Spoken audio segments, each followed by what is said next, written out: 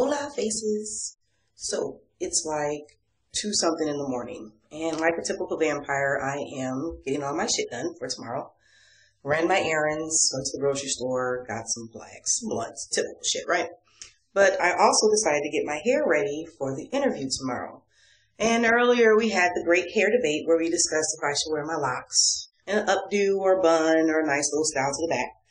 But we decided that it was probably best that I blend in with corporate America and wear my wig. So a lot of times people ask, how the hell do you hide all that hair underneath wigs? And I used to have an older method where I would literally just pull it up into a very loose high ponytail, all of my hair. And then I would fan it out, sort of like a wet mop in a big circle. And then I would pull the wig cap over the new circle of hair.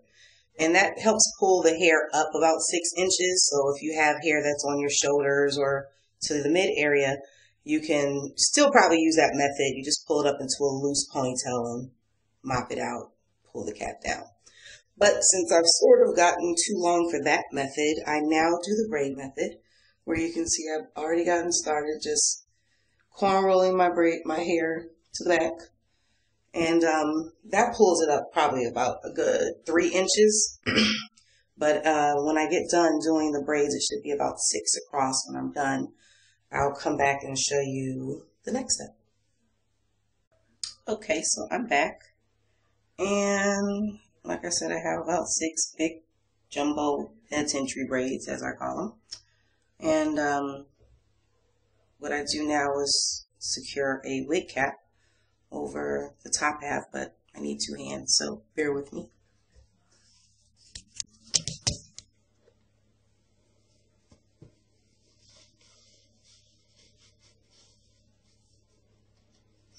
And then I take the second wig cap and a pin, just a regular hairpin.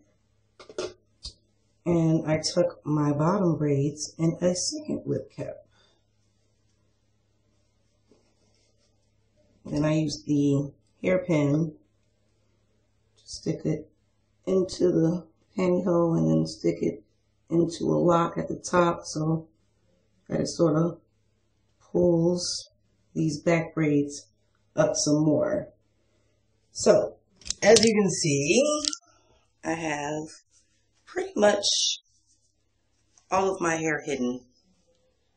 And it's a small little flap here, which depending on your hair texture, you can either flip that flap up or you can still pull the wig over that and it'll hang a little bit, but if the wig's long enough, they won't be able to see it. Plus, without having the big bumps all over the main parts of your hair, it's still rather hideable. So I'm going to throw the wig on, brush that thing out a little bit, and I'll be back. All right. I am finished, as you can see. I have put my wig on. Probably should hit it with a brush a few more times, but for all intents and purposes, it's on there, okay? I did not hide my flap up. I left it down, so there is a little bit of hair bump right here. But because it is covered in black and because it's pretty much flat against my back, it's really hard to detect that when people are looking at me from behind, as you can tell. Just trying to figure out if I want to tuck it behind my ear or leave it out or ponytail it, but you know, gotta play the corporate game. I'll blend in for tomorrow. It doesn't feel like a helmet. It's very secure. It's not going to blow away.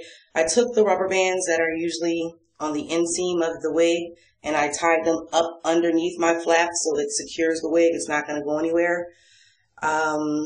If you have different texture hair, thicker locks or 2-strand, you might want to do thinner braids. I only did 6 because I have thin locks, so it still is relatively flat. As you can see, there's no odd bumps. But if you have thicker locks, you might have to do more like 8 or 9 braids to the back instead of 3 jumbo braids that I did. Make sure your scalp is freshly palm rolled or interlocks because it's a lot tighter braid if you have the fresh scalp. And the wig will sit a little more snug. So that's it. That's my wig trick. If you have any questions, hit me up.